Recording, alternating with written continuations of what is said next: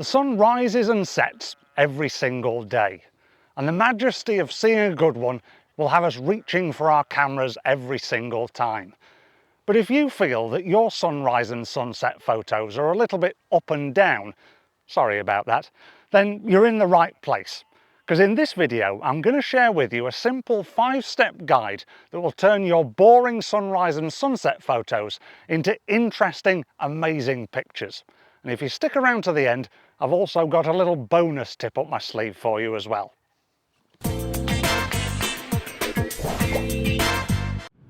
When it comes to photographing sunrises and sunsets, choosing a good location is absolutely key.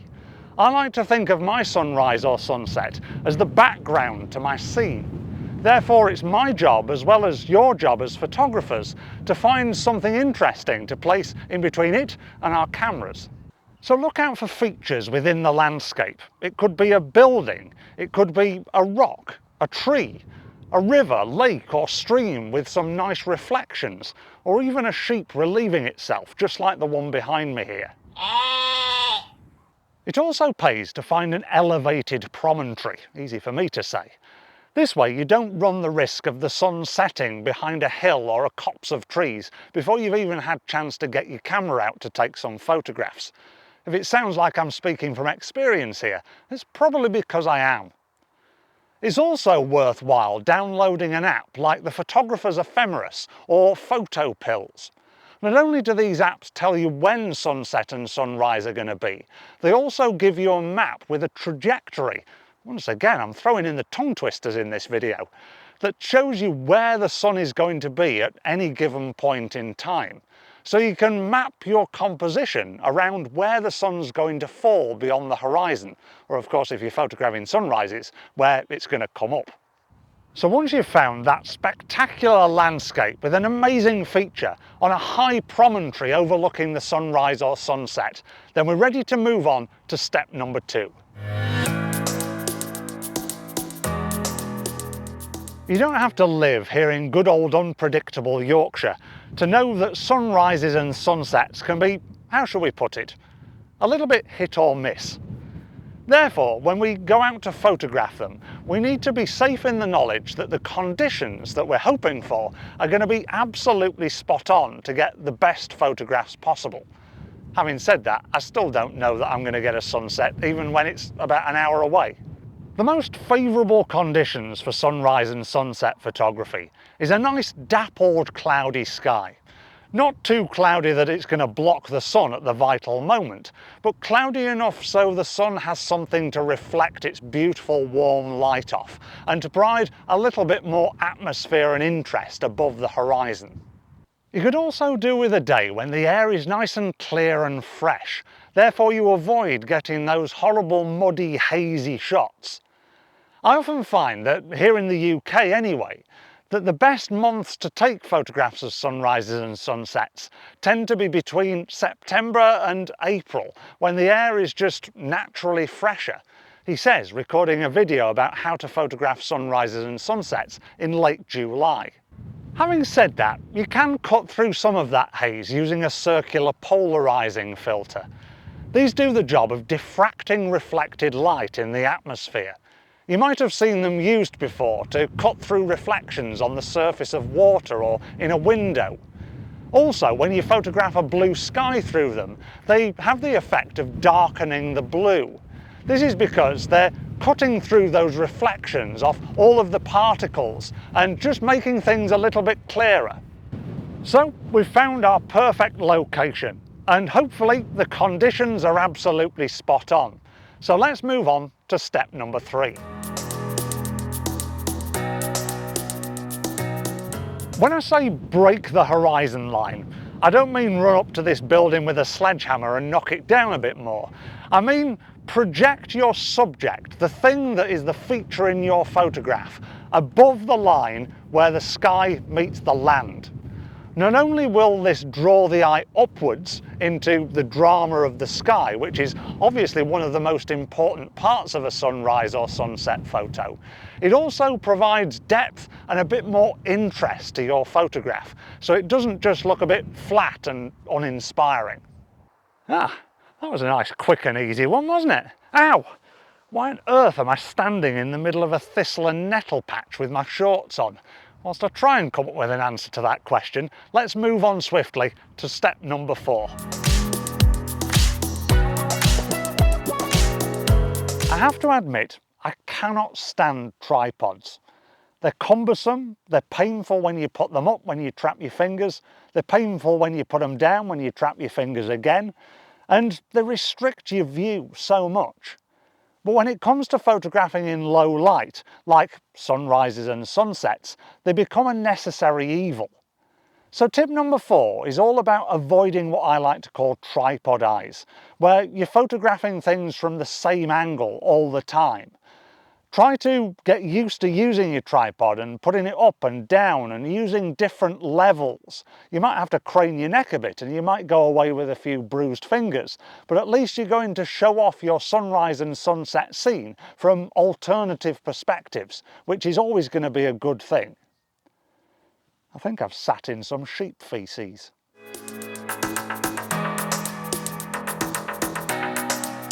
Some people, let's call them idiots, you'll have seen them on YouTube. They'll tell you that there are set camera settings for certain types of photography, like sunrise or sunset photography, for example. But this is basically a whole load of rubbish, because we can use different camera settings for the same subject matter to alter our perspective and change the way our photographs look. So in this video, I'm not going to tell you to set your camera at this and never change it when you take photographs of sunrises or sunsets. I'm going to give you some options. Let's start off by talking about aperture. Now, if you want your sun to have like a starburst effect where you've got the rays of light coming away from it, then set your aperture really narrow, because that will give you that effect.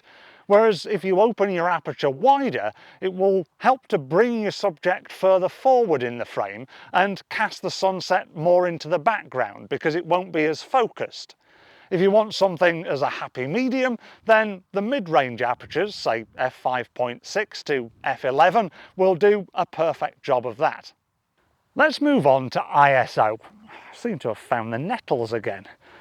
ISO, when it comes to photographing sunrises and sunsets, tends to be relatively easy to manage because we can keep it quite low.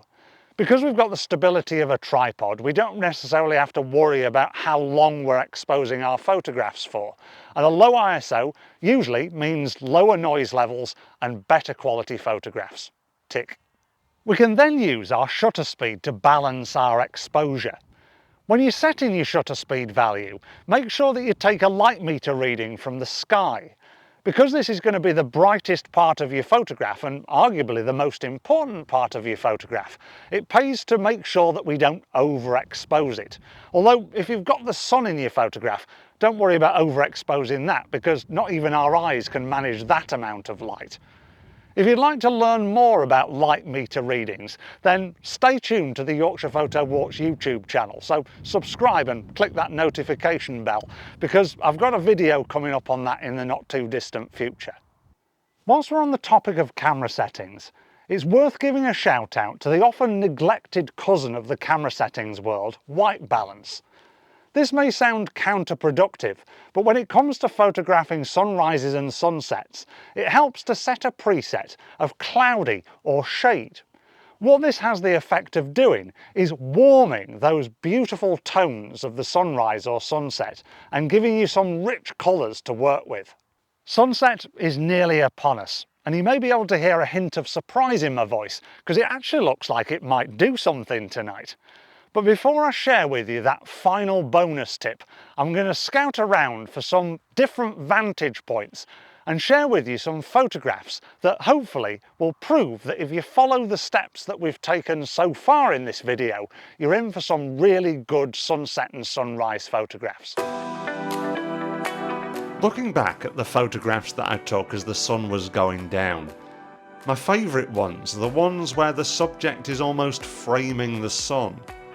Having the sun in that centralised position with the subject around it just balances the composition a little bit more and helps to draw the eye to exactly where I want people to look.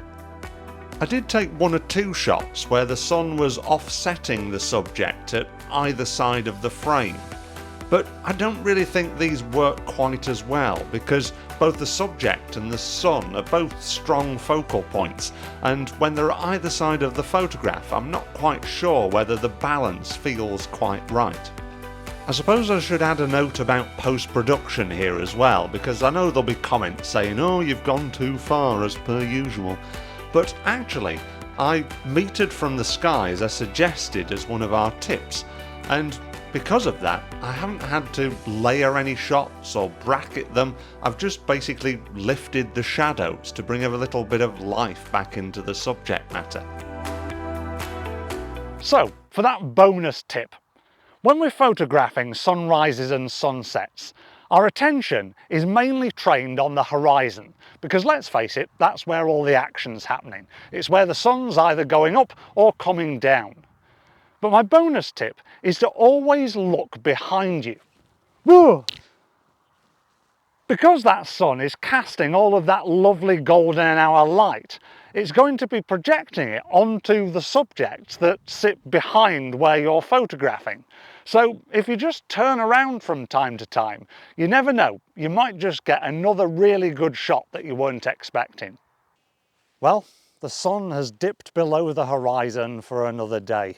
And I have to admit, the temperature's dipped a little bit as well. It's getting rather chilly now. I feel like I've got some decent shots, despite a herd of cows invading my focal point, but as always I'll let you be the judge of that. Please share your comments with me in the section below. And if you've enjoyed this video and got something out of it, then please give it a like and consider subscribing to the Yorkshire Photo Walks YouTube channel if you haven't done so already, for more content like this. And talking about content like this, why not watch this video next if you're ready for some more? But if you've been playing the sunrise or sunset drinking game, taking a shot every time I've said either of those words, then you're probably in need of a good lie down. Either way, I look forward to seeing you in the next video. Until then, thank you very much for watching, and goodbye for now.